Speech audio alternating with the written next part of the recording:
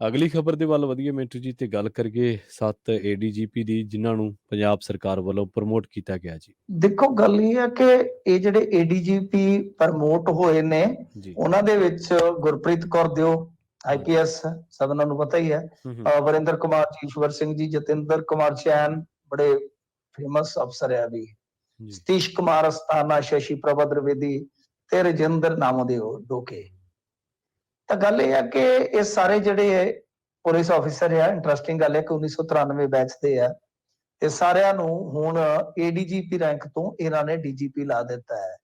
ਤਾਂ ਗੱਲ ਇਹ ਹੈ ਕਿ ਹਾਲੇ ਵੈਸੇ ਜੇ ਤੁਸੀਂ ਦੇਖੋਗੇ, ਤੁਹਾਨੂੰ ਚੇਤੇ ਹੋਣਾ ਕੁਲਦੀਪ ਚਾਹਲ ਦਾ ਰੌਲਾ ਪਿਆ ਸੀਗਾ, ਉਹਨੂੰ ਇਹਨਾਂ ਨੇ ਕਮਿਸ਼ਨਰ ਬਣਾ ਦਿੱਤਾ। ਵੇਖੋ ਕਮਾਲ ਦੀਆਂ ਗੱਲਾਂ ਨੇ ਜੀ ਕਿ ਜਾਂ ਤਾਂ ਤੁਸੀਂ ਰਾਜਪਾਲ ਨੂੰ ਕਹੋ ਕਿ ਰਾਜਪਾਲ ਜਿਹੜਾ ਹੈ ਉਹ ਬਈ ਮਤਲਬ ਕਿ ਝੂਠ ਬੋਲਦਾ, ਉਹਨਾਂ ਨੇ ਤਾਂ ਮਿਸਕੰਡਕਟ ਕਰਕੇ ਤੁਹਾਨੂੰ ਕੱਢਿਆ। ਜੀ ਜੀ ਮਿਸਕੰਡਕਟ ਕਰਕੇ ਲਿਖਿਆ ਨਾ ਬਕਾਇਦਾ ਲੈਟਰ ਦੇ ਵਿੱਚ ਮਿਸਕੰਡਕਟ। ਜੀ ਤਾਂ ਤੁਸੀਂ ਜਾਂ ਤਾਂ ਇਹ ਕਹੋ ਕਿ ਉਹ ਲੈਟਰ 'ਚ ਹੀ ਗਲਤ ਲਿਖਿਆ ਗਿਆ, ਸਾਡੇ ਅਫਸਰ ਤੇ ਇਲਜ਼ਾਮ ਹੈ।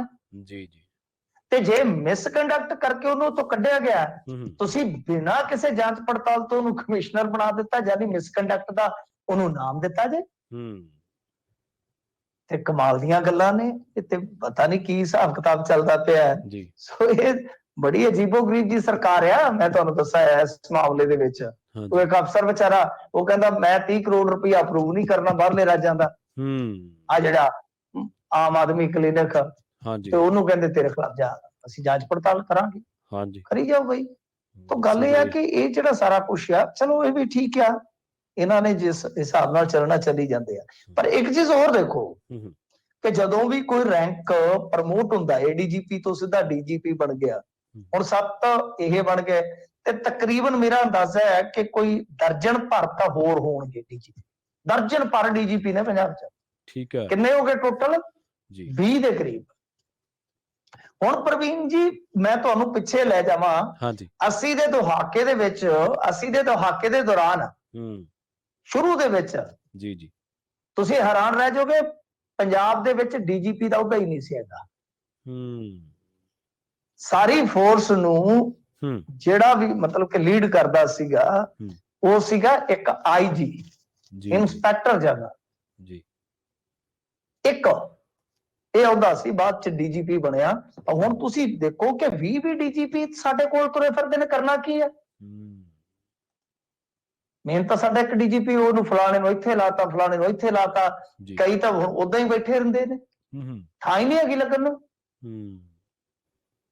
ਤਾਂ ਖਰਚਾ ਤਾਂ ਬਰੋਬਰ ਹੀ ਹੈ ਨਾ, ਉਹਨੂੰ ਵੀ ਓਡਾ ਹੀ ਘਰ ਦਿਓ, ਓਡਾ ਹੀ ਦਫ਼ਤਰ ਦਿਓ, ਓਡਾ ਹੀ ਸਟਾਫ ਦਿਓ।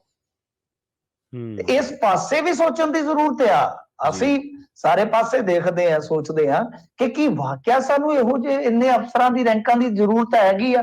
ਕਿਉਂਕਿ ਇੰਨੇ ਡੀਜੀਪੀ ਲਾ ਕੇ ਵੀ ਅਸੀਂ ਕਿਹੜਾ ਕੱਦੂ 'ਚ ਤੀਰ ਮਾਰ ਦਿੰਦੇ ਆ ਬਈ। ਹਾਂਜੀ ਬਿਲਕੁਲ, ਗੱਲ ਤਾਂ ਉੱਥੇ ਦੀ ਉੱਥੇ ਖਲੋਤੀ। ਜਾਂ ਤਾਂ ਪਰਫਾਰਮੈਂਸ ਜਿਹੜੀ ਹੈ ਪੰਜਾਬ ਪੁਲਿਸ ਦੀ ਉਹ ਵੀ ਸਿੱਕੇਬੰਦ ਬਣੇ, ਇਸ ਪਾਸੇ ਵੀ ਧਿਆਨ ਦੇਣ ਦੀ ਜ਼ਰੂਰਤ ਹੈ। ਪਰ ਤੁਹਾਨੂੰ ਪਤਾ ਵੱਡੇ ਮੁੱਦਿਆਂ ਦੇ ਵਿੱਚ ਆਉਂਦੇ ਹੁੰਦੇ ਆ ਕਿ ਜਿੱਥੇ ਨਗਾਰਿਆਂ ਦਾ ਸ਼ੋਰ ਹੋਵੇ ਤੇ ਉੱਥੇ ਤੁੰਤਨੀ ਦੀ ਕੌਣ ਸੁਣਦਾ ਹੈ? ਇਹਨਾਂ ਗੱਲਾਂ ਵੱਲ ਕਿਸੇ ਦਾ ਕੀ ਧਿਆਨ ਆ? ਇੱਥੇ ਤਾਂ ਉਹ ਅਫਸਰ ਜਿਹੜਾ ਟੰਗਿਆ ਗਿਆ ਕਹਿੰਦਾ ਕਿ 30 ਕਰੋੜ ਰੁਪਈਆ ਮੈਂ ਕਾਹਦਾ ਦੇਵਾਂ? ਉਹ ਕਹਿੰਦੇ ਕਿ ਕੋਈ ਗੱਲ ਨਹੀਂ, ਤੂੰ ਨਾ ਦੇਵੇਂ ਤਾਂ ਕੋਈ ਨਹੀਂ, ਹਿਸਾਬ ਕਿਤਾਬ ਤਾਂ ਅਸੀਂ ਹੀ ਕਰਵਾਉਣਾ। ਜੀ ਜੀ,